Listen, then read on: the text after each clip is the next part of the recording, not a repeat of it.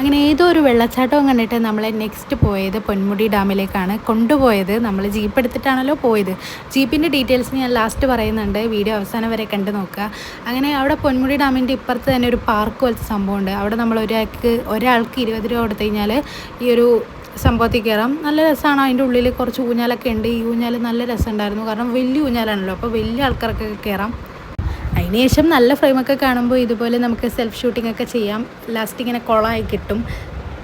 ആദ്യം എടുത്തത് ബ്ലർ ആയതുകൊണ്ട് ഞങ്ങൾ ഒന്നും കൂടെ ക്ലാരിറ്റിയിലെടുത്തതാണ് ഈ കാണുന്നത്. ഇതിലും ഭേദം ആ ക്ലാരിറ്റി ഇല്ലാത്തതായിരുന്നു. അങ്ങനെ അത് കഴിഞ്ഞ് ഞങ്ങൾ ഏതോ ഒരു കൊച്ചിൻ്റെ കയ്യിൽ ഫോൺ കൊടുത്തിട്ട് ഞങ്ങൾ രണ്ടുപേരും കൂടെ ഊഞ്ഞാലാടുന്ന വീഡിയോ. ഇത് ഞാൻ നല്ല സ്പീഡിലിട്ടിട്ടാണ് അങ്ങനെയെങ്കിലും പോകുന്നത്. എഴഞ്ഞെഴഞ്ഞാണ് ഊഞ്ഞാലാടിക്കൊണ്ടിരുന്നത്. അതിനുശേഷം പുറത്തിറങ്ങി 2-3 ഐസ്ക്രീമൊക്കെ കഴിച്ച് നെക്സ്റ്റ് നമ്മളെ കൊണ്ടുപോയത് തൂക്കുപാലത്തിലോട്ടാണ്. തൂക്കുപാലത്തിലും നല്ല വ്യൂ ഒക്കെ ഉണ്ടായിരുന്നു. നമ്മൾ അവിടെ നിന്നും കുറച്ച് വീഡിയോസും ഫോട്ടോസൊക്കെ എടുത്തതിന് ശേഷം നമ്മൾ സൺസെറ്റ് കാണാൻ വേണ്ടിയിട്ടാണ് പോയത്. ഞങ്ങൾ ചൂടുകാലത്ത് പോയതുകൊണ്ട് തന്നെ സൺസെറ്റൊക്കെ നമുക്ക് നല്ല വൃത്തിക്ക് കാണാൻ പറ്റും. സാധാരണ എല്ലാവർക്കും സൺസെറ്റ് കാണാനുള്ള ഭാഗ്യം ഉണ്ടാവില്ലെന്നാണ് ജീപ്പുകാരൻ പറഞ്ഞത്, കാരണം കോടയൊക്കെ വന്ന് അവിടെ ഫുള്ള് മൂടും.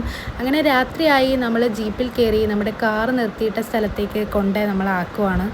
അവിടെ നിന്ന് ഞങ്ങൾ നേരെ ടൗണിൽ തന്നെ ആയിരുന്നു ഈ ജീപ്പ് എടുത്തിട്ടുണ്ടായിരുന്നത്. അങ്ങനെ ടൗണിൽ തന്നെ ഏതെങ്കിലും ഒരു റൂം എടുത്തിട്ട് പിറ്റേ ദിവസം രാവിലെ ബ്രേക്ക്ഫാസ്റ്റ് ഒക്കെ കഴിഞ്ഞിട്ട് പോകാമെന്നാണ് ഞങ്ങളുടെ പ്ലാൻ. അങ്ങനെ നമ്മുടെ ജീപ്പ് ഒരു 2500 സംതിങ് ആയിട്ടുണ്ടായിരുന്നു. ഇതാണ് ഡീറ്റെയിൽസ്. അപ്പം ഇത്രയും.